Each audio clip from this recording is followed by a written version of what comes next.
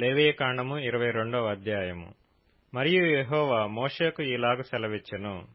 ఇశ్రాయేలీలు నాకు ప్రతిష్ఠించు వాటి వలన అహరోనును అతని కుమారులను నా పరిశుద్ధ నామమును అపవిత్రపరచకుండునట్లు వారు ఆ పరిశుద్ధమైన వాటిని ప్రతిష్ఠితములుగా ఎంచవలెనని వారితో చెప్పుము. నేను యెహోవాను. నీవు వారితో ఇట్లనము, మీ తరతరములకు మీ సమస్త సంతానములలో ఒకడు అపవిత్రత గలవాడై ఇశ్రాయేలీలు యెహోవాకు ప్రతిష్ఠించు వాటిని సమీపించిన ఎడల అట్టివాడు నా సన్నిధిని ఉండకుండా కొట్టివేయబడును. నేను యెహోవాను.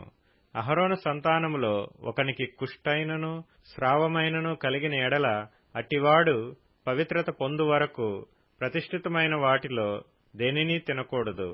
శవము వలని అపవిత్రత గల దేనినైనను ముట్టువాడును, స్ఖలిత వీర్యుడును, అపవిత్రమైన పురుగునేమి, ఏదో ఒక అపవిత్రత వలన అపవిత్రుడైన మనుషునినేమి ముట్టువాడును, అట్టి అపవిత్రత తగిలిన వాడును సాయంకాలం వరకు అపవిత్రుడగును. అతడు నీళ్లతో తన దేహమును కడుగుకొను వరకు ప్రతిష్ఠితమైన వాటిని తినకూడదు. సూర్యుడు అస్తమించినప్పుడు అతడు పవిత్రుడగును.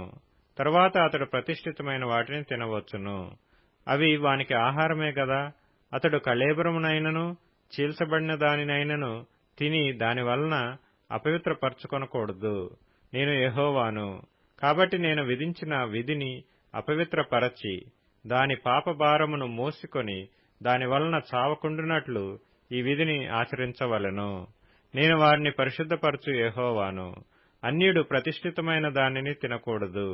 యాజకుని ఇంట నివసించు అన్యుడే గాని జీతగాడే గాని ప్రతిష్ఠితమైన దానిని తినకూడదు. అయితే యాజకుడు క్రయధనమిచ్చి కొనినవాడును అతని ఇంట పుట్టినవాడును అతడు తిను ఆహారమును తినవచ్చును. యాజకుని కుమార్తె అన్యునికియ్యబడిన ఎడల ఆమె ప్రతిష్ఠితమైన వాటిలో ప్రతిష్ఠార్పణమును తినకూడదు. యాజకుని కుమార్తెలలో విధవరాలే కాని విడనాడబడినదే కాని సంతానము లేని ఎడల ఆమె తన బాల్యమందు వలె తన తండ్రి ఇంటికి తిరిగి చేరి తన తండ్రి ఆహారమును తినవచ్చును గాని అన్యుడెవడనూ దాని తినకూడదు. ఒకడు పొరబాటున ప్రతిష్ఠితమైన దానిని తినిన ఎడల వాడు ఆ ప్రతిష్ఠితమైన దానిలో 5వ వంతు కలిపి దానితో యాజకునికి ఇయ్యవలెను. ఇశ్రాయేలీలు ప్రతిష్ఠితమైన వాటిని తినుట వలన అపరాధమును భరింపకుండునట్లు తాము యెహోవాకు ప్రతిష్ఠించు పరిశుద్ధ ద్రవ్యములను అపవిత్రపరచకూడదు. నేను వాటిని పరిశుద్ధపరచు యెహోవానని చెప్పుము. మరియు యెహోవా మోషేకు ఇలాగు సెలవిచ్చెను. నీవు అహరోనుతోనూ అతని కుమారులతోనూ ఇశ్రాయేలీలందరితోనూ ఇట్లు చెప్పుము.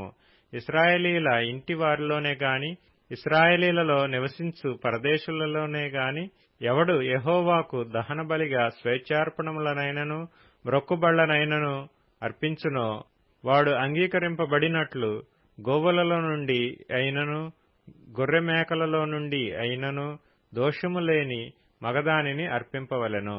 దేనికి కళంకముండునో దానిని అర్పింపకూడదు. అది మీ పక్షముగా అంగీకరింపబడదు. ఒకడు మ్రొక్కుబడిని చెల్లించుటకే గాని స్వేచ్ఛార్పణము అర్పించుటకే గాని సమాధాన బలి రూపముగా గోవునైనను గొర్రెనైనను మేకనైనను యెహోవాకు తెచ్చినప్పుడు అది అంగీకరింపబడినట్లు దోషము లేనిదై ఉండవలెను. దానిలో కళంకమేదియు నుండకూడదు. గ్రుడ్డిదేమి, కుంటిదేమి, కొరత గలదేమి, గడ్డగలదేమి, గజ్జిరోగము గలదేమి, చిగురుడు గలదేమి అట్టి వాటిని యెహోవాకు అర్పింపకూడదు. వాటిలో దేనిని బలిపీఠం మీద యెహోవాకు హోమము చేయకూడదు. కురూపి అయినను కోడెనైనను గొర్రె మేకల మందలోని దానినైనను స్వేచ్ఛార్పణముగా అర్పింపవచ్చును గాని అది మ్రొక్కుబడిగా అంగీకరింపబడదు. విత్తులు నులిపిన దానినే గాని విరిగిన దానినే గాని చితికిన దానినే గాని కోయబడిన దానినే గాని యెహోవాకు అర్పింపకూడదు. మీ దేశములో అట్టి కార్యము చేయకూడదు. పరదేశి చేతి నుండి అట్టి వాటిలో దేనిని తీసుకొని మీ దేవునికి ఆహారముగా అర్పింపకూడదు. అవి లోపము గలవి, వాటికి కళంకములుండును. అవి మీ పక్షముగా అంగీకరింపబడవని చెప్పుము. మరియు యెహోవా మోషేకు ఇలాగు సెలవిచ్చెను. దూడయే గాని గొర్రెపిల్లయే గాని మేకపిల్లయే గాని పుట్టినప్పుడు అది 7 దినములు దాని తల్లితో నుండవలెను. 8వ నాడు మొదలుకొని అది యెహోవాకు హోమముగా అంగీకరింపదగును. అయితే అది ఆవైనను గొర్రె మేకలలోనిదైనను మీరు దానిని దాని పిల్లను ఒక్కనాడే వధింపకూడదు. మీరు కృతజ్ఞ బలియగు పశువును వధించినప్పుడు అది మీ కొరకు అంగీకరింపబడినట్లుగా దానిని అర్పింపవలెను. ఆనాడే దాని తినివేయవలెను. మరునాటి వరకు దానిలో కొంచెమైనను మిగిలింపకూడదు. నేను యెహోవాను. మీరు నా ఆజ్ఞలననుసరించి వాటి ప్రకారమే నడుచుకొనవలెను. నేను యెహోవాను. నా పరిశుద్ధ నామమును అపవిత్రపరచకూడదు.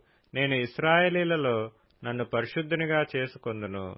నేను మిమ్మును పరిశుద్ధపరచు యెహోవాను. నేను మీకు దేవుడనై యుండునట్లు ఐగుప్తు దేశములో నుండి మిమ్మును రప్పించిన యెహోవానని చెప్పుము.